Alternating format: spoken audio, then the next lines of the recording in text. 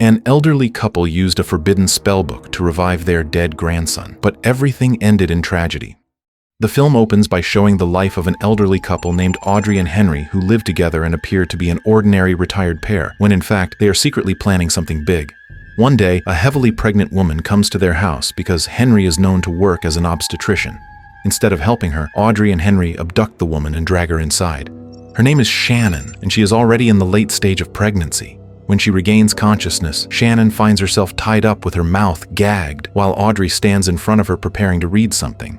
Audrey and Henry briefly apologize for what they have done, explaining that although Shannon is being held captive, they will take good care of her until she gives birth, but they also make it clear that Shannon will never be released. After that, Henry steps outside to test something, while Audrey removes the gag from Shannon's mouth, causing Shannon to scream at the top of her lungs. However, her screams cannot be heard outside because the soundproofing they installed works perfectly. Hello? She's up! Hello, my name is Audrey, and this is my husband Henry. You should know your unborn child, no harm. We would like to apologize for scaring you. Give me a minute.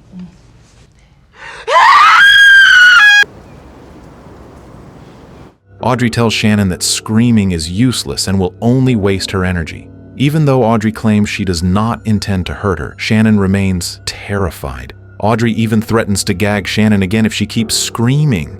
Desperate, Shannon asks why Audrey is doing all this, and Audrey answers that they want to bring back their grandson, Jackson, who has died. At that moment, Shannon realizes she can see Jackson, while Audrey cannot see him at all.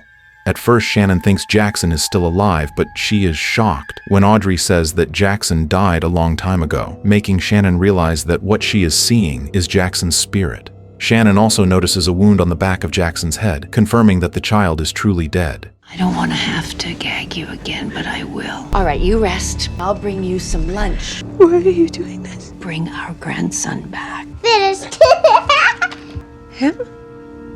See, he's dead. Even though she cannot see Jackson, Audrey still plays her grandson's favorite music before leaving Shannon alone. Audrey later tells Henry that Shannon can see Jackson, which they take as a good sign, making them even more confident that their plan to resurrect Jackson will succeed. Henry considers taking the day off, but Audrey forbids it and tells him to go to work as usual to avoid suspicion.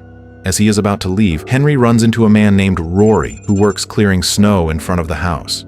Henry asks Rory to go home, saying Audrey is sick to avoid any risk, and Rory leaves without asking many questions. Shovel your snow. Mrs. Walsh is pretty sick. I think we should let her rest this morning. Okay, I'll come back in a couple of days when she's feeling better. Meanwhile, inside the house, Audrey keeps her promise to take care of Shannon as best she can. She gives Shannon some vitamins even though Shannon's hands are still tied. Shannon refuses to take them out of suspicion, but Audrey does not force her and assures her they are just regular vitamins. While checking Shannon's belongings, Audrey finds her phone and medication inside her jacket. Because she has trouble reading small text, Audrey briefly leaves to get her glasses, unknowingly leaving Shannon's phone on the table. Shannon uses the opportunity to grab the phone and try to call for help, but her attempt fails when Audrey quickly returns and takes the phone away before Shannon can do anything further. Shannon then realizes there is a teddy bear in the room fitted with a small hidden camera, deliberately placed so Audrey can learn Shannon's phone password. Desperate, Shannon begs to be released, but Audrey refuses and gags her again. Audrey then accesses Shannon's social media and posts fake updates pretending Shannon is on vacation so no one will come looking for her. Audrey finally tells Shannon to stop resisting and accept her situation because according to Audrey, everything they have planned will go smoothly as long as Shannon cooperates. Time for our morning vitamins. Don't worry, they're just vitamins. Don't worry, don't worry. I need to get my glasses. No. 029. The story then shifts into a flashback that reveals the origin of this horrifying plan. Audrey and Henry have secretly possessed a mysterious spellbook for a long time. To prove that it is real, Audrey suggests conducting an experiment. They find the corpse of a crow, and Audrey drips a small amount of her blood onto it while reciting an incantation from the book.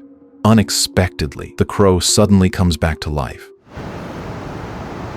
Just hold it here. Let me open it. Sus moem sanguinem.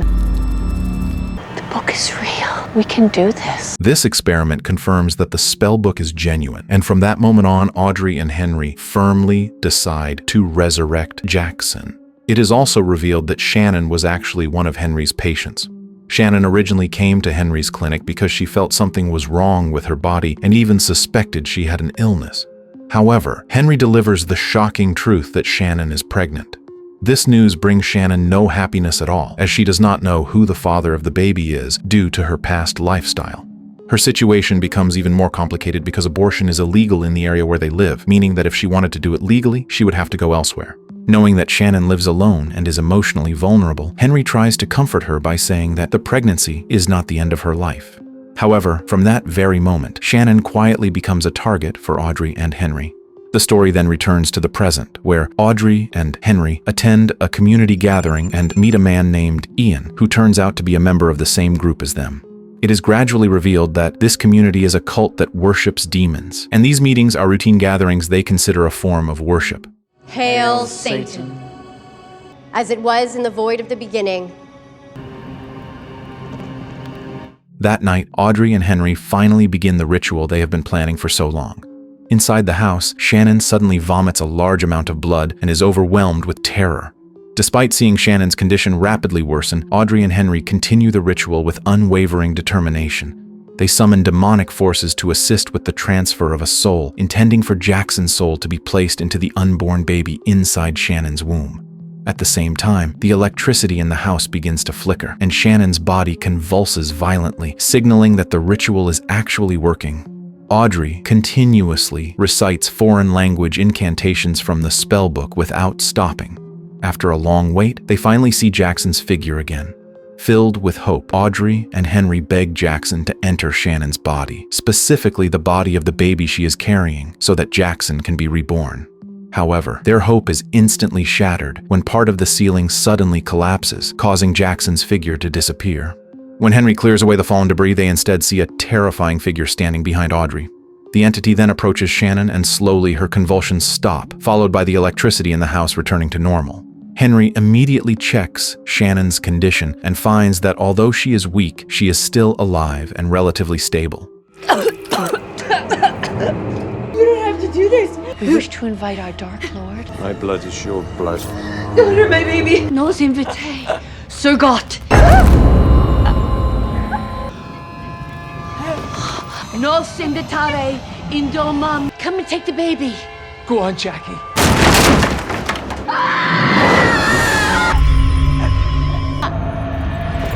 The next morning, Henry wakes up later than usual and sees Audrey flossing her teeth.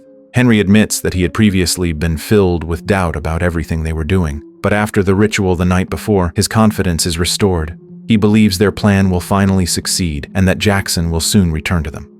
At the same time, Henry receives a phone call from someone claiming to be Audrey, asking him to help pick up groceries downstairs.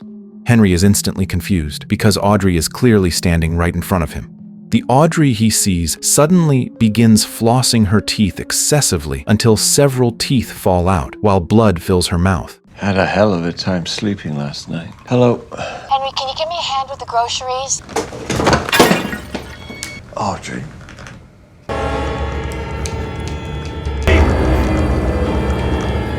Audrey!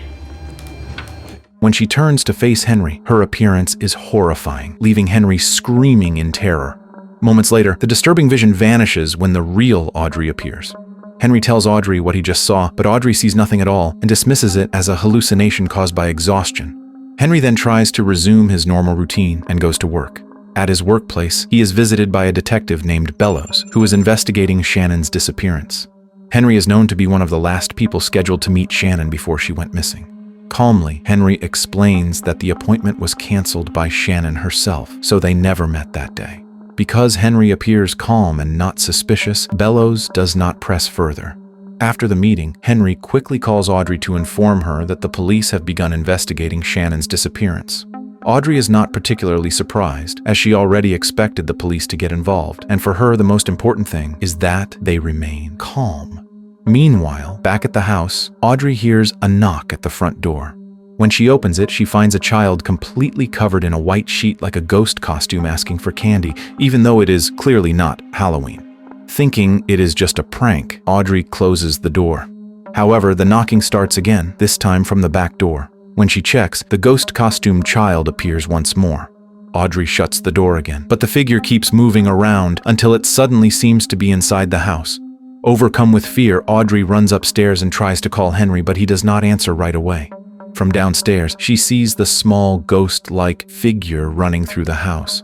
When Henry finally answers the phone, Audrey begs him to come home immediately, but the voice on the other end tells her that she must give up her soul. Audrey realizes that the person speaking is not Henry.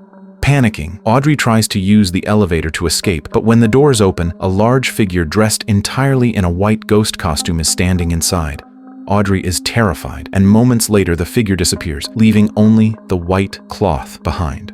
Still shaking, Audrey goes to Shannon's room. Shannon asks why Audrey was screaming earlier. Audrey explains that the ghost costume child reminded her of her own daughter, who is also Jackson's mother, and who used to wear a ghost costume every Halloween. When Shannon asks where Audrey's daughter is now, Audrey remains silent and leaves the room. Shortly afterward, Shannon realizes that the teddy bear above her is fitted with a hidden camera, so she shakes the bed until the bear falls, preventing Audrey from monitoring her movements. Shannon then tries to free herself from the handcuffs, but is suddenly horrified to see a ghost beneath the bed, a male spirit with his head wrapped in plastic, moving in a backbend position. Shannon's fear reaches its peak as the creature slowly approaches while she is unable to move freely. She can only scream as the ghost climbs onto the bed and begins biting her stomach. Moments later, Audrey rushes into the room, and this time she can also see the ghost. The entity moves toward Audrey but disappears the moment Henry enters.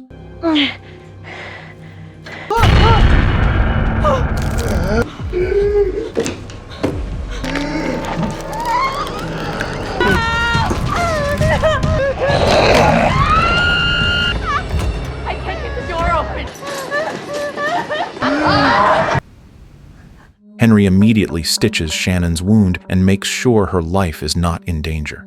Now both Henry and Audrey realize that their house is filled with invisible entities. This situation begins to plant doubt in Audrey's heart, making her question whether everything they are doing is truly right. The next day, they notice that more and more crows are gathering around the house, a clear sign that their ritual has had serious consequences. In the middle of the growing chaos, Rory suddenly returns. Audrey quickly hides while Henry meets Rory outside and firmly states that their work agreement has been canceled. Rory explains that he is separating from his wife and never received the cancellation message. Henry actually wants Rory to leave as soon as possible so he will not hear Shannon's screams, but Rory insists on clearing the snow anyway as a free service, since Henry is a loyal customer. Things spiral further out of control when Rory starts operating the snow clearing machine and even greets Audrey, thinking she is sick. Inside the house, Audrey becomes increasingly anxious because too many supernatural beings are now appearing when only Jackson was supposed to return. Henry tries to reassure her, saying everything will soon be over because in a few days, Shannon will give birth, and after that they will move to Mexico. However, the atmosphere suddenly changes when Rory says they were right, because Jackson truly is in the house.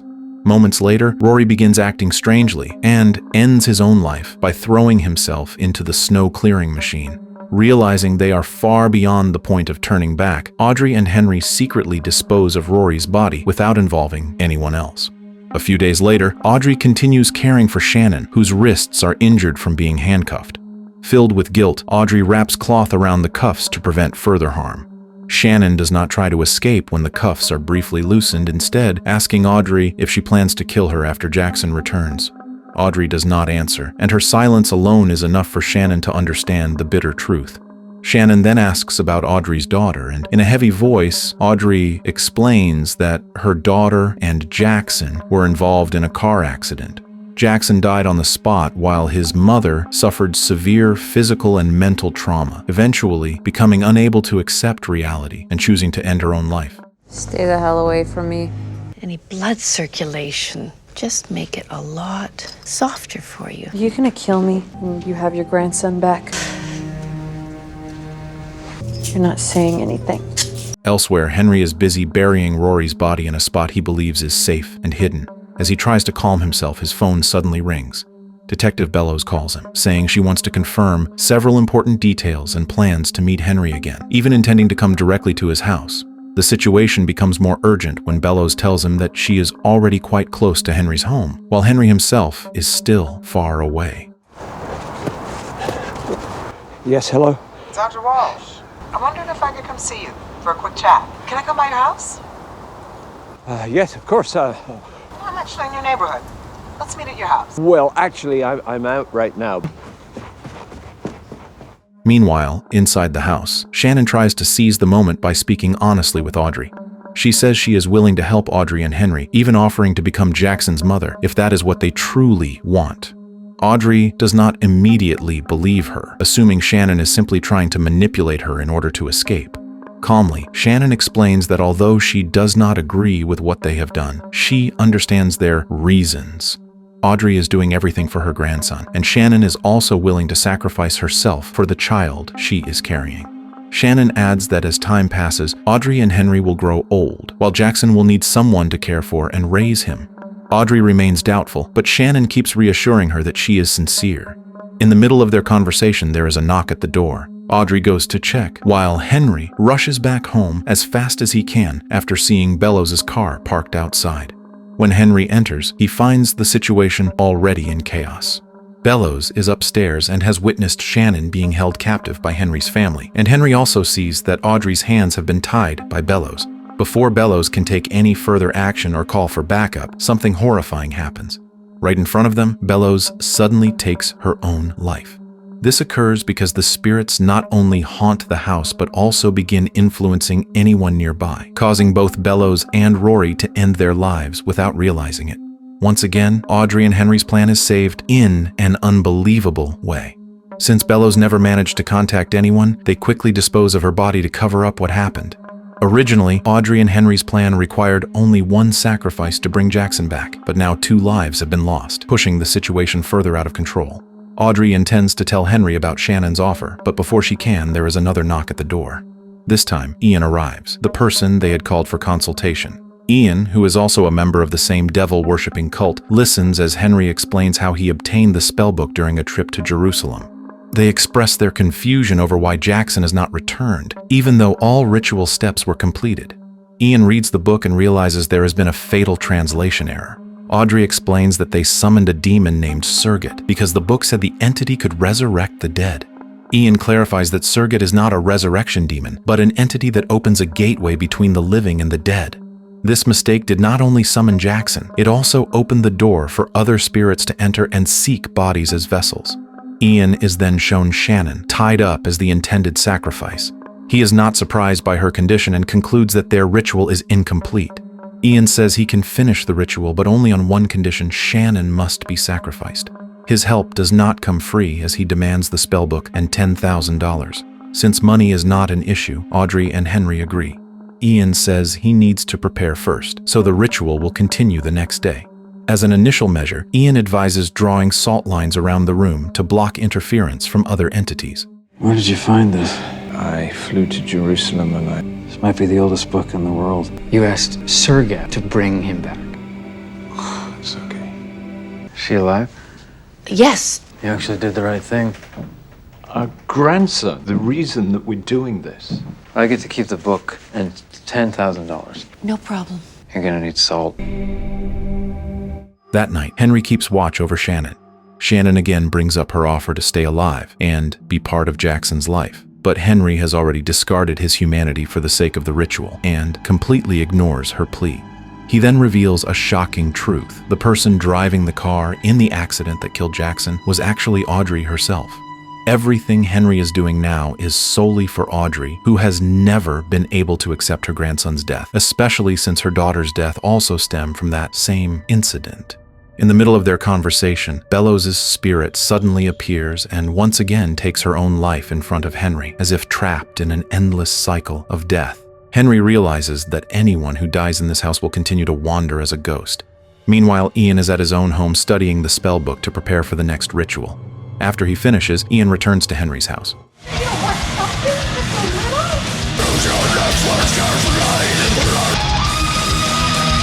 When no one answers the door, he lets himself in and is once again startled by Bello's ghost. Realizing time is running out, they decide to begin the ritual immediately without waiting any longer. Ian instructs Audrey to recite the incantation while he leads Henry outside the room. He counts several steps and scatters dead rats as part of the preparation, then warns Henry that there may come a time when Henry himself must kill Shannon. If Henry hesitates, Ian insists that everyone could die. Inside the house, Audrey resumes drawing ritual symbols on the floor. Shannon realizes that her time is running out. Using hunger as an excuse, Shannon asks for food, causing Audrey to leave her alone for a moment. Shannon takes advantage of this opportunity to loosen the restraints and manages to free one of her hands, although the other hand remains handcuffed. She then spills water and breaks a glass, pretending to panic and claiming that her water is broken. Audrey immediately calls Henry and Ian, and they rush back to begin the ritual to transfer Jackson's soul into the baby that Shannon is about to give birth to. Accidentally, Ian steps on the salt line that is supposed to protect the room, breaking the barrier and allowing spirits to enter. Ian hastily continues the ritual. At the same time, Henry receives a call from another cult member informing him that Ian has just killed his own mother. Henry quickly warns Audrey that there is something seriously wrong with Ian, but the ritual has already begun. Animus, TV, offeringus, TV, Henry! Ian killed his mother last night. Something's wrong with me. Ian slashes his own leg as part of the process, while Shannon only pretends to be in pain. Shannon then secretly grabs a shard of glass from the broken cup and suddenly takes Audrey hostage, demanding that Henry hand over the key to the handcuffs. Audrey begs Henry to continue the ritual, but Henry finally realizes that he loves Audrey more than Jackson. Afraid of losing her, Henry gives the handcuff key to Shannon. Shannon releases Audrey and quickly unlocks the remaining restraints. Her left hand and right leg are already free, leaving only one leg still bound. However, Ian stops her by snatching the key back. Having lost his patience, Ian stabs Audrey in the stomach. Without hesitation, Ian continues the ritual and calls upon the demon to choose any vessel it desires. At the same time, Shannon, with her free hand, manages to stab Ian in the leg. A ghost suddenly appears and drags Ian out of the room. Henry stands frozen in shock as he sees Audrey lying lifeless, while Shannon desperately tries to reach the key to unlock the handcuff, still binding her leg. Shortly after, the ghost that had previously moved in a backbend position appears again, this time intending to enter the baby inside Shannon's body. Before the spirit can do so, Henry makes his final decision by grabbing the key that had fallen during the struggle with Ian and freeing the handcuff on Shannon's leg. Henry apologizes for everything he has done and tells Shannon to run as far away as possible before things get even worse. At the same time, something begins to emerge from Audrey's lifeless body, as if another force is trying to take over her as a new vessel. The failed ritual also brings a horrifying consequence for Henry, as a dark entity emerges from his own body and ultimately takes his life. Now completely free, Shannon realizes that the house is filled with countless wandering spirits, including seeing Rory's ghost repeatedly reliving his death in the same way as Bello's. Without wasting any time, Shannon escapes the house and uses Bello's car to flee as far away as possible from the cursed place. Along the way, Shannon briefly stops after seeing an apparition, then anxiously holds her stomach, worried about the condition of the baby she is carrying. After realizing that her baby is still safe, Shannon continues driving, and the story comes to an end.